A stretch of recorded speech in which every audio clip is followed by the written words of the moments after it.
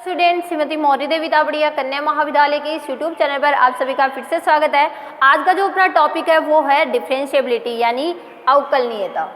आज के वीडियो में अपन किसी भी फलन के लिए अवकलनीयता की जो कंडीशन होती है उसको अपन देखेंगे। प्रीवियस वीडियो में अपन ने कॉन्टिन्यूटी को डिस्कस किया है कि किस तरह से अपना कोई जो फलन होता है वो कॉन्टिन्यूस होता है और उसकी कंटिन्यूटी जो होती है वो अपन किस तरह से चेक करते हैं, उसकी लिमिट की हेल्प से अपन ये सब चीज़ें जो होती है वो चेक करते हैं। अब आज जो है वो अपन अवकलनीयता को डिफाइन करेंगे। तो अवकलनीयता को डिफाइन करने के लिए सबसे पहले अपन अवकलज की डेफिनेशन देखेंगे फलन के लिए। तो फलन के लिए अवकलज यानी डेरिवेटिव किस तरह से फाइंड आउट करते हैं, पहले इसके तरीकों को देखेंगे। मान लो कोई फलन है जो अपना किसी इंटरवल पर डिफाइन हो रहा है। मान लेते हैं कोई फलन f(x) जो है वो किसी ए बी इंटरवल पर क्या हो रहा है, डिफाइन हो रहा है। तो मैं यहाँ लिख देती हूँ, माना फलन f अंतराल ए बी पर परिभाषित है, ए बी पर परिभाषित है। अब ये ए बी पर परिभाषित है, इसके साथ ही इसके अंदर एक चीज़ और देखते हैं अपन। तो ये किसी पर्टिकुलर पॉइंट पर उसकी क्या करेंगे अपन, डिफरेंशिएबिलिटी यानी अवकलनीयता को चेक करेंगे। यानी अवकलज जो होता है वो विद्यमान अवकलज होने के लिए जो कंडीशन रहती है, तो अब इसमें लिखेंगे तब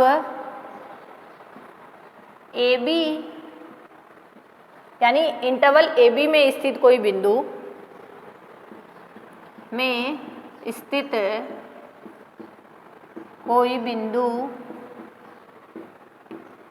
कोई बिंदु सी, ठीक है। सी पर फलन जो होगा वो अवकलनीय कहलाएगा। सी पर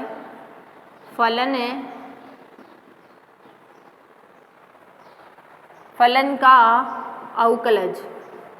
अब ये अवकलज अपन लिमिट की फॉर्म में जो होता है वो कैसे फाइंड आउट करते हैं। तो अवकलज जो होता है उसके लिए यहाँ पर एक अपने पास में डेफिनेशन रहती है। अवकलनीय कहलाता है यदि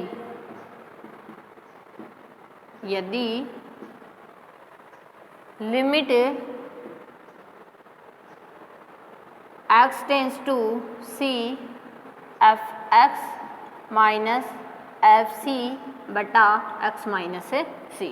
मतलब लिमिट जो होगी वो यहाँ पर कहाँ से कहाँ अप्लाई होगी, x जो है वो c की तरफ टेंड करेगा।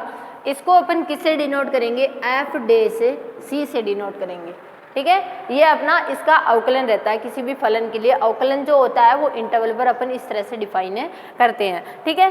तो limit x tends to c f(x) minus fc बटा x माइनस c, ठीक है। ये क्या हो, परिमित रूप से विद्यमान हो, यानी उस बिंदु पर उसका क्या होना चाहिए, अवकलज विद्यमान होना चाहिए, परिमित रूप से विद्यमान हो।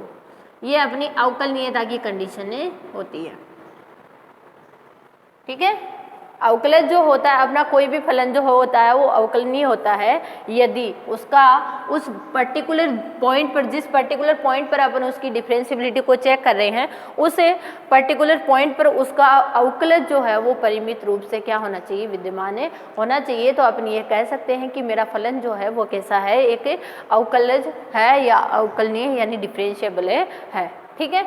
अब यहाँ पे इसके लेफ्ट हैंड डेरिवेटिव और राइट हैंड डेरिवेटिव को भी अपन डिस्कस करेंगे कि वो अपन कैसे फाइंड आउट करते हैं और उससे अपनी अवकलनीयता की जो कंडीशन होगी वो अपनी यहाँ पर निकलेगी। तो देखिए लेफ्ट हैंड डेरिवेटिव, सबसे पहले अपन बात करते हैं लेफ्ट हैंड। जैसे अपन ने लेफ्ट हैंड लिमिट और राइट हैंड लिमिट निकाली थी, वैसे ही अपन लेफ्ट हैंड डेरिवेटिव और राइट हैंड डेरिवेटिव निकालेंगे। Left hand derivative, left hand derivative. तो यहाँ पे लेफ्ट हैंड डेरिवेटिव अपन जानते हैं जिस पर्टिकुलर पॉइंट पर अपन चेक कर रहे होते हैं उसमें से कुछ ना कुछ वैल्यू जो होती है वो घट के आती है। तो यहाँ पर अपन लिखेंगे f डे c माइनस 0, क्योंकि अपन उसमें से कुछ घटा रहे हैं वैल्यू, ठीक है। और यहाँ पर लिखेंगे limit x tends to c minus 0 f(x) minus F C बटा एक्स माइनस सी, ये लिखा जाएगा यहाँ पे। अब देखिए, अब ये तो यहाँ पर हो गया। अब उसके बाद जब अपन c माइनस जीरो की जगह यहाँ पे जब c माइनस जीरो चल रहा है, अब यहाँ पर अपन रिप्लेसमेंट कर देंगे limit h tends to zero, और जो अपना x होगा उसको अपन c माइनस h से क्या कर देंगे, रिप्लेस कर देंगे। ठीक है, ये अपना रिप्लेसमेंट अपने को यहाँ पे याद रखना है कि किस तरह से अपन यहाँ पे रिप्लेसमेंट करते हैं। ठीक है, अपना जो x होगा वो इस कंडीशन में, मतलब इस पर्टिकुलर पॉइंट पर क्या हो रहा है, अपने वो जो घट रही है उस वैल्यू को अपन ने क्या मान लिया, h मान लिया। ठीक है, तो ये देखिए यहाँ से c कैंसिल हो गया, अपने पास जो वैल्यू बचेगी यहाँ पे limit h tends to zero, यहाँ पर जो वैल्यू आएगी वो कैसी आएगी, माइनस में आएगी। ठीक है, तो ये अपन लेफ्ट हैंड डेरिवेटिव निकालने का तरीका है। यहाँ पे F C minus H minus F C बटा माइनस एच, ये तो क्या आ जाएगा अपना इसका लेफ्ट हैंड डेरिवेटिव। सेम इसी तरीके से अपन क्या फाइंड आउट करेंगे, राइट हैंड डेरिवेटिव भी इसका निकालेंगे। तो जब अपन राइट हैंड डेरिवेटिव की बात करेंगे तो राइट हैंड डेरिवेटिव में क्या आ जाएगा, यहाँ नेगेटिव की जगह क्या आ जाएगा, पॉजिटिव आ जाएगा, राइट हैंड डेरिवेटिव। तो राइट हैंड डेरिवेटिव में क्या रहेगा अपना एफ डेस c प्लस जीरो रहेगा। ठीक है, तो जब c प्लस जीरो रहेगा तो limit x tending to c plus zero F X F C बटा x माइनस सी। अब यहाँ पे c प्लस जीरो है तो कुछ वैल्यू ऐड होके रिप्लेस होगा x जो है, तो वहाँ पर अपन h जो होगा वो अपन ऐड कर देंगे, h को जीरो की तरफ टेंड करेंगे। f यहाँ हो जाएगा c plus H minus F of c बटा c प्लस एच माइनस सी। यहाँ से c से जो c होगा वो कैंसिल हो जाएगा, तो अपना लेफ्ट हैंड डेरिवेटिव जो है वो ये फाइंड आउट हो जाएगा, F C plus H minus F C बटा एच, ये आ गया अपना लेफ्ट हैंड डेरिवेटिव। ठीक है, तो अपने जो दोनों हैं यहाँ पे अपन ने उस पर्टिकुलर पॉइंट पर डेरिवेटिव भी फाइंड आउट करना है, लेफ्ट हैंड डेरिवेटिव भी फाइंड आउट करना है और राइट हैंड डेरिवेटिव भी फाइंड आउट करना है। क्लियर है मेरी बात। अब देखिए ये दोनों जब होगी है अपनी लेफ्ट हैंड डेरिवेटिव और राइट हैंड डेरिवेटिव जब होगी अपने, तो अब अपन इसमें देखेंगे डेरिवेशन के लिए एक जो डिफरेंशिएबिलिटी के लिए जो कंडीशन रहती है वो क्या रहती है। तो डिफरेंशिएबिलिटी के लिए कंडीशन रहती है कि अपना जो लेफ्ट हैंड डेरिवेटिव है और राइट हैंड डेरिवेटिव है दोनों कैसे होने चाहिए, इक्वल होने चाहिए। यानी अगर मैं लिखना चाहूँ L H D equal R H D, right left hand derivative equal right hand derivative, यानी F dash C minus zero equal to F dash C plus zero. अगर ये दोनों आपस में इक्वल है तब तो अपना फलन जो होगा वो क्या होगा, लेफ्ट हैंड जो अपना फलन है वो कैसा होगा, डिफरेंशिएबल यानी अवकलनीय होगा। और अगर ये कंडीशन सेटिस्फाई नहीं होती है तो उस कंडीशन में अपना जो फलन होगा वो क्या हो जाएगा, डिफरेंशिएबल नहीं होगा। अब डिफरेंशिएबिलिटी की एक कंडीशन रहती है, अपन ने डिफरेंशिएबिलिटी और कॉन्टिन्यूटी दोनों एक दूसरे से क्या होती है, साथ साथ चलती है। ठीक है, अब दोनों एक दूसरे पर किस तरह से डिपेंड होती है वो अपने एक स्टेटमेंट की हेल्प से समझेंगे। तो एक थ्योरम भी है, तो इसमें लिखा है कि कोई फलन है अवकलनीय है तो यह आवश्यक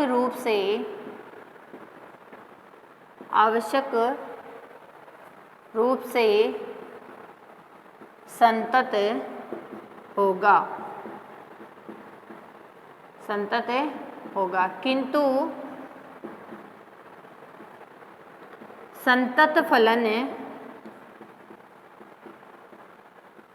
भी अवकलनीय हो यह आवश्यक नहीं है। अवकलनीय हो यह आवश्यक नहीं है।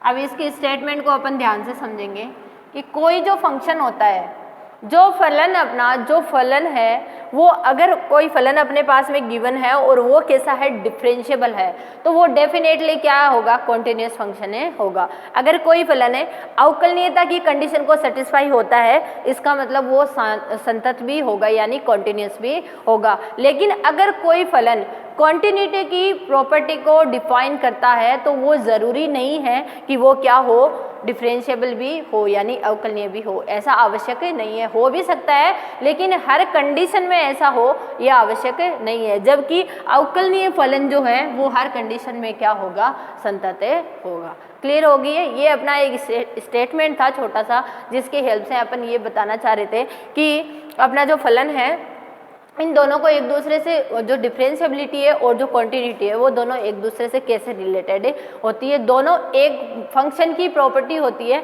दोनों अपने लिमिट की हेल्प से ही निकाली जाती है, दोनों को देखने के सेम तरीके है, बस इसमें फॉर्मूला चेंज रहता है और देखने का तरीका जो है वो अपना चेंज रहता है। अगर कोई फलन डिफरेंशिएबल है तो वो निश्चित रूप से क्या होगा, कॉन्टिन्यूस होगा, और अगर कोई फलन अपना कॉन्टिन्यूस है तो वो ज़रूरी नहीं है कि वो डिफरेंशिएबल भी हो। ठीक है, तो ये था अपना आज का वीडियो डिफरेंशिएबिलिटी के बारे में। आई होप आपको समझ आया होगा।